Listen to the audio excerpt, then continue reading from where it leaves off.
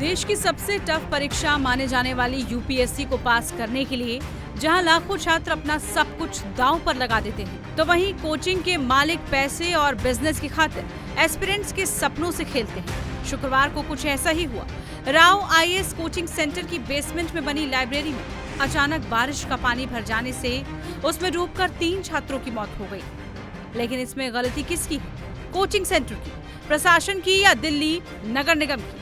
दरअसल Rao IAS coaching centre अवैध रूप से बना हुआ था। लाइब्रेरी की शिकायत 1 महीने पहले यानी 26 जून को ही एमसीडी से कर दी गई थी। बार बार रिमाइंडर भी भेजा गया, लेकिन एमसीडी की उदासीनता तो देखिए। हादसे वाले दिन भी शिकायत अंडर प्रोसेस जा रही थी। सिविल सर्विस के एस्पिरेंट किशोर सिंह कुशवाहा ने कोचिंग सेंटर के खिलाफ शिकायत दर्ज कराई थी। फिर 15 जुलाई और 22 जुलाई को निगम को रिमाइंडर भी भेजा गया, लेकिन नगर निगम ने कोई एक्शन नहीं लिया। कुशवाहा ने नगर निगम को लिखा था, बिना किसी अनुमति और बिना किसी एनओसी के वे बेसमेंट में क्लास चला रहे हैं, वे टेस्ट क्लास ले रहे हैं। इसमें छात्रों के साथ कर्मचारियों का भी जीवन प्रभावित हो रहा है। बड़ी दुर्घटना हो सकती है। बड़े यूपीएससी कोचिंग संस्थान छात्रों की जान जोखिम में डालकर अवैध जगहों पर कक्षाएं चला रहे हैं।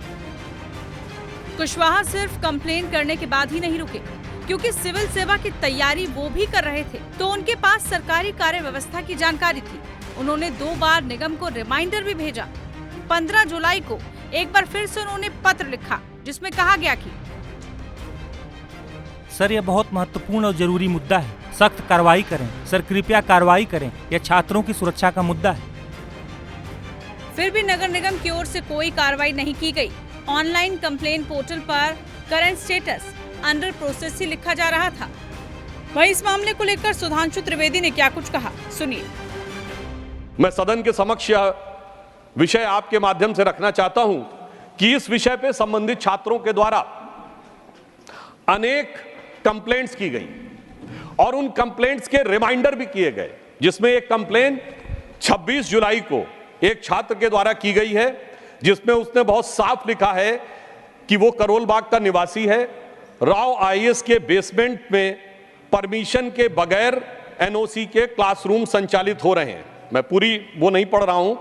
अंत में वो कहता है कि श्रीमान जी से विनम्र अनुरोध है कि इस प्रकार के बड़े बड़े यूपीएससी के कोचिंग संस्थान जो विद्यार्थियों का जीवन दांव पर लगाकर अवैध जगहों पर कक्षाओं को संचालित कर रहे हैं, इन पर कड़ी कार्रवाई की जाए। ये 26 जून का है। ये एप्लीकेशन कहां दी गई? ये एप्लीकेशन एनसीटी दिल्ली को रिसीव की गई है, ministry department of grievances description में। Put it on the table of the house also. Definitely हम ये पुट कर देंगे, आप फ्लोर पे रखता हूं। और उसमें रिमाइंडर भी है। रिमाइंडर है, कोई कार्रवाई नहीं हुई, 15 जुलाई का रिमाइंडर। उसमें वो ये कहते हैं कि sir it is very important and urgent to take the action. फिर 22 जुलाई को, एक हफ्ते के बाद, फिर वो रिमाइंडर देता, sir please take action, the issue of student safety is there. मगर इसके बावजूद सरकार के कान पर जू नहीं रेंगती है और इतनी बड़ी घटना अंजाम हो जाती है। जी, अब एक और मैं विषय ध्यान देना चाहता हूं। इसी बीच में ये 26 जून से लेके और 22 जुलाई के बीच की घटना है, परंतु इसी बीच में इसी बिल्डिंग को 9 जुलाई को फायर डिपार्टमेंट एनओसी दे देता है। यानी ये कार्रवाई चल रही है। वो एनओसी की कॉपी भी मैं आपके समक्ष रख सकता हूं और एनओसी में बेसमेंट को स्टोरेज के लिए दिखाया गया है। अब यदि वो फायर डिपार्टमेंट ने एनओसी दी है और स्टोरेज के लिए दिया है, तो क्या बगैर इंस्पेक्शन के किया? क्योंकि 26 जून को शिकायत चल रही है और 9 जुलाई को एक दूसरा विभाग स्टोरेज के लिए दे रहा है, तो या तो बगैर देखे हुए दिया गया है या फिर बहुत देख समझकर किसी अन्य अपरिहार्य कारणों के माध्यम से लिया गया है। तो इसलिए हम ये कह सकते हैं कि ये अपने आप में एक लापरवाही नहीं, बल्कि ये एक प्रकार का एक आपराधिक कृत्य है, एक प्रकार की क्रिमिनल नेग्लिजेंस है, जिसमें जानते बूझते बच्चों को उस हद तक उनके जीवन को खतरे में डालने के तक ले जाया गया। वहीं इस मामलों को लेकर छात्रों में कितना गुस्सा है, उनको भी सुनिए। पिछली वाकये जैसे हमारा एक बच्चा मारा गया जो मेंस दे रहा था। प्रीलिम्स क्वालिफाई करना ही बहुत बड़ी बात होती है सर। मेंस तक कोई बच्चा पहुंचा और उसका खत्म हो गया। क्या करेगी गवर्नमेंट उसके लिए?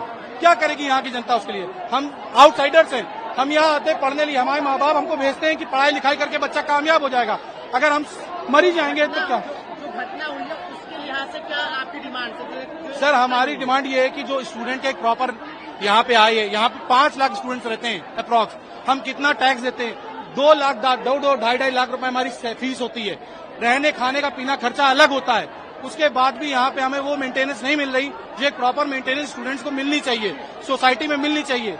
यहाँ पे रोड्स का ब्लॉकेज, यहाँ पे सफाई सुथराई, यहाँ पे क्रिमिनलाइजेशन को लेकर सब फैसिलिटी एक स्पेशल गवर्नमेंट को बनानी चाहिए, यही हमारी रिक्वेस्ट है। हमारी डिमांड है सर कि कैजुअलिटीज छिपाई जा रही है, अराउंड 3 कैजुअलिटीज दिखाई जा रही है। एक्चुअल कैजुअलिटीज एनडीआरएफ के अकॉर्डिंग रात के 10 बजे उन्होंने बताया कि अराउंड 9+ कैजुअलिटीज है, वो छिपाया जा रहा है।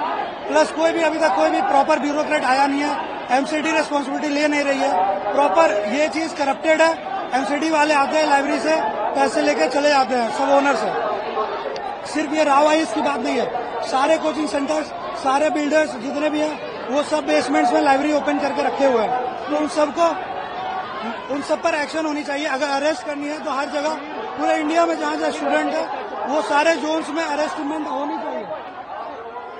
फिर ऐसे ही सर स्टार्ट कर देंगे लोग, ये लोग सबक नहीं सीखते हैं। 4 दिन पहले मेंस लिखना था भाई को, वो मारा गया, नीलेश नाम का लड़का था। इनको प्रशासन को या कोचिंग माफिया को सबक नहीं लेनी थी, क्यों नहीं लिया? डॉक्टर विक्रम मेरा नाम हुआ, और आपको पता होगा कि मुखर्जी नगर में भी आग लगी थी 5 मंजिला से, कैसे भयावह तरीके से बच्चा जान बचा रहे थे। हम अपनी ड्यूटीज को फॉलो करते हैं, माँ बाप के गहने बेचकर, जमीन बेचकर पढ़ने आते हैं, लाखों फीस इनको देते हैं, लेकिन ये कोचिंग माफिया और शासन दोनों मिलकर हम स्टूडेंटों को कीड़े मकोड़े समझते हैं। हम ही ड्यूटी को फॉलो करेंगे।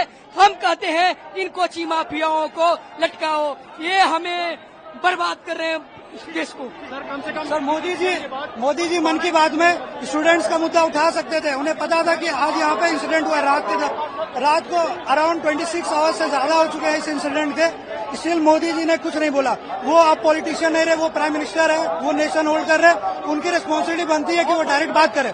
आज किसी भी पॉलिटिशियन का बच्चा मर सकता था, कोई भी ब्यूरोक्रेट जो भी एडमिनिस्ट्रेशन में है, जो भी डायरेक्टर्स है, वो भी यहाँ पढ़ाई करके गए हुए हैं, वो भी मर सकते थे, उनके माँ बाप हार्ट अटैक से मर सकते थे।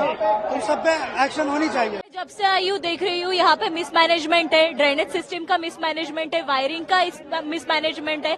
इसका ओवरहॉलिंग होना चाहिए अच्छी तरीके से, क्योंकि अगर ये हुआ नहीं तो ये होता रहेगा, यहाँ पे पानी जमता रहेगा। कोचिंग सेंटर में वापस से ये अनहोनी होने की हमें दिखने नजर आ रही है। इन्फॉर्मेशन उन्होंने रिवील करनी चाहिए, एग्जैक्ट डेथ कितनी हुई है, क्योंकि कई लोगों को लग रहा है कि डेथ्स कुछ ज्यादा हुई है, 3 से भी ज्यादा डेथ्स हुई है, तो वो information as soon as possible reveal होनी चाहिए।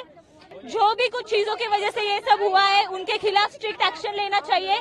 और एक बात, यहाँ पे यूपीएससी के जो स्टूडेंट्स रहते हैं ओल्ड राजेंद्र नगर में, यहाँ पे हमारे रेंटल एग्रीमेंट में जो हमारा रेंट है वो 5,000 मेंशन होता है, और हमसे 18,000 20 हजार छोटे से कमरे का रेंट लिया जाता है।